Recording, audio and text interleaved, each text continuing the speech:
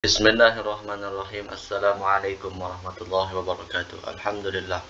Allahumma salli ala Sayyidina Muhammad. Allahumma asli ummata Muhammadin sallallahu alaihi wasallam wa farrij an ummati Muhammadin sallallahu alaihi wasallam warham ummata Muhammadin sallallahu alaihi wasallam. Ansyur wahfadhu ayat nahdlatul watan fil alamin bihaqqi Muhammadin sallallahu alaihi wasallam. Kita sudah sampai pasal fi a'dzaris shalah. Tentang salat ya. Tapi sebelum kita masuk ke pembahasan ini, sedikit kami ingin membahas tambahan, tentu tidak ada di kitab ini, yaitu masalah jabiroh, karena ini berkaitan juga tentang tayamum yang kemarin dan tentang mengulang sholat. Nah, jabiroh itu apa? Jabiroh itu semacam perban lah, semacam perban yang menutupi luka. Jadi kalau ada orang luka kemudian tidak boleh kena air, diperban. Nah ini gimana caranya, gimana cara wudhunya, gimana cara mandinya gitu kan, dan gimana status sholatnya nanti. Nah, jabiroh ini ada 3 macam. Yang pertama, jabiroh yang ada di anggota tayamum. Perbannya misalkan di anggota tayamum. Anggota tayamum kan 2, muka dan tangan.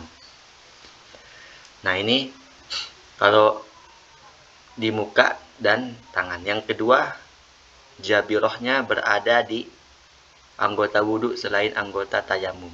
Berarti kaki dan kepala. Anggota wudhu selain anggota tayamum. Yang ketiga, jabirohnya berada di selain anggota tayamum dan selain anggota wudhu. Misalkan di punggung, di paha, di mana lagi? Di betis. Nah, ketiga ini nanti berbeda-beda hukumnya. Nah, inilah yang akan kita bahas, bagaimana hukumnya, seperti gimana cara wudhunya. Gimana cara wudhunya dulu yang kita bahas, gimana cara wudhunya. Nah, orang yang diperban, yang pertama kita bahas yang perbannya berada di anggota tayamum. Orang yang diperban di muka atau di tangan, kita ambil contoh di tangan saja. Kemudian gimana cara wudhunya? Ya wudhu seperti biasa, basuh muka yang sehat, kan tidak ada lukanya, basuh muka. Kemudian ada perban di tangannya, di tangan sebelah kiri misalkan. Yang kanan ya dibasuh seperti biasa, karena tidak ada luka. Kemudian nanti yang kiri dibasuh di tempat yang sehat saja. Atau kalau bisa diusap di atas perban itu dengan air, diusap loh ya, bukan dibasuh. Artinya tidak perlu air mengalir. Maka usap kalau bisa. Kalau tidak bisa, tidak apa-apa. Nah, kemudian tentu ada yang tidak terkena air di bawah perban, kan tidak terkena air. Kan dalam wudhu tidak boleh ketika ada air yang tidak mengenai anggota wudhu. Lalu bagaimana? Apakah dia membasuh kepala? Dia lanjut membasuh kepala? Tentu tidak boleh lanjut membasuh kepala, karena ada yang belum sempurna. Lalu bagaimana caranya? Dia bertayamum. Sebelum membasuh kepala, dia bertayamum dulu. Di mana nanti jabirohnya? Misalkan di muka, dia basuh muka, kemudian dia tayamum. Atau di tangan, dia basuh tangan yang kanan, kemudian basuh tangan yang kiri, kemudian tayamum sebelum membasuh selanjutnya. Begitu caranya kalau dalam berwudu. Ini dalam mazhab Syafi'i. Nah, dia bertayamum untuk menggantikan air yang tidak terkena di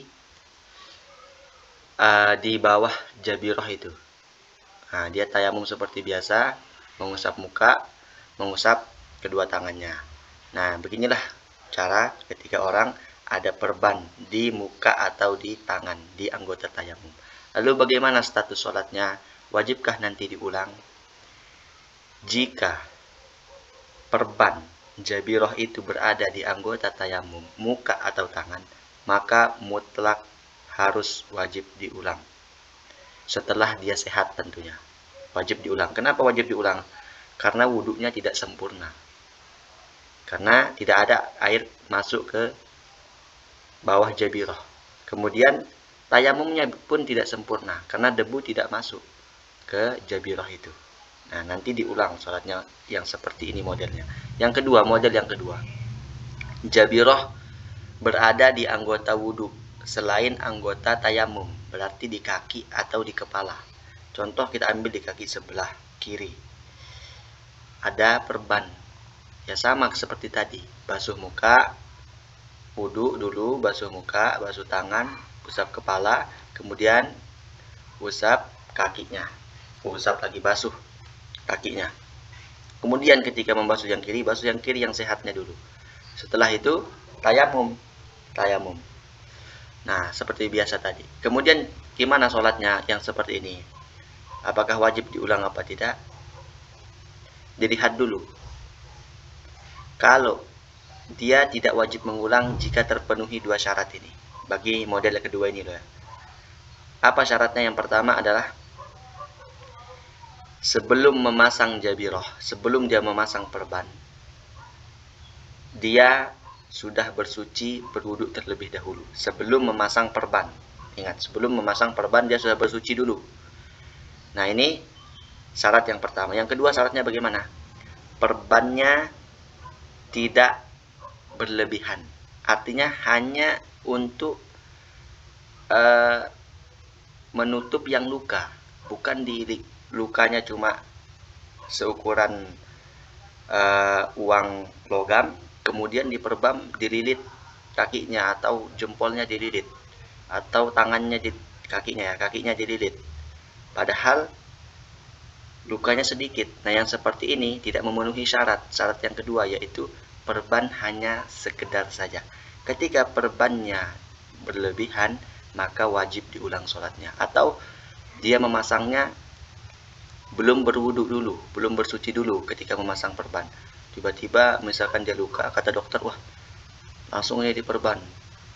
Akhirnya dia perban, belum wudu dia. Tidak dosa sih, cuma nanti wajib diulang sholatnya yang seperti itu. Nah, yang ketiga, model yang ketiga, perban berada di selain anggota tayamum dan selain anggota wudu. Maka yang seperti ini kalau dia wudu, tidak ada masalahnya. Yang bermasalah adalah ketika dia mandi wajib, ya kan? Karena ada nanti yang tidak terbasuh. Lalu bagaimana status sholatnya? Status sholatnya tidak wajib diulang ketika memenuhi syarat ini. Apa syaratnya? Yang pertama, dia sebelum memasang perban, dia gini.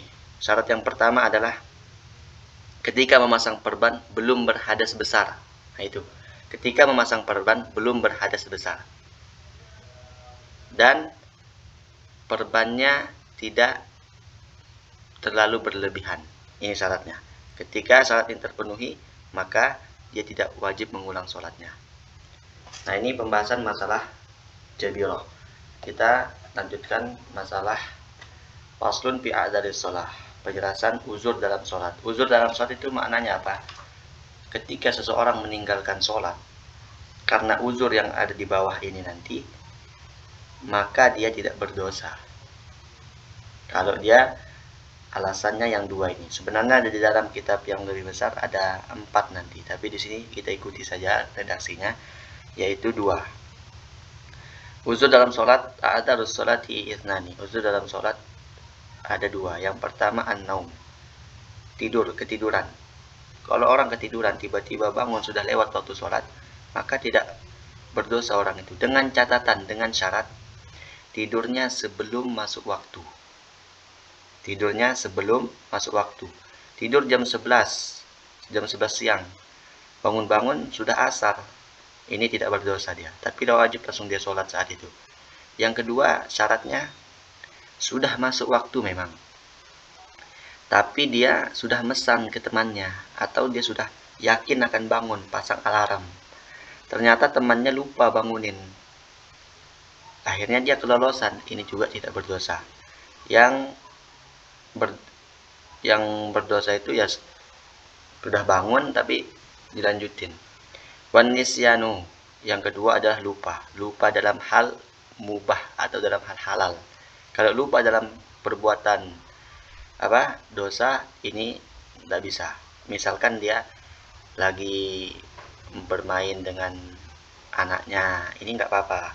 Atau dia lagi belajar, tiba-tiba lupa sholat, kelewatan saking asiknya belajar, juga tak apa-apa yang seperti itu. Tapi lupa dalam hal misalkan yang haram, perbuatan yang haram, maka ini tetap berdosa, tidak bisa seperti itu. Kemudian faslun bi syurutis shalah. Ini kita bahas di video selanjutnya. Jika ada kesalahan mohon dimaafkan, dikoreksi. Akhirul kalam, wallahul muwaffiq wal hadi ila sabil rasyad. Assalamualaikum warahmatullahi wabarakatuh.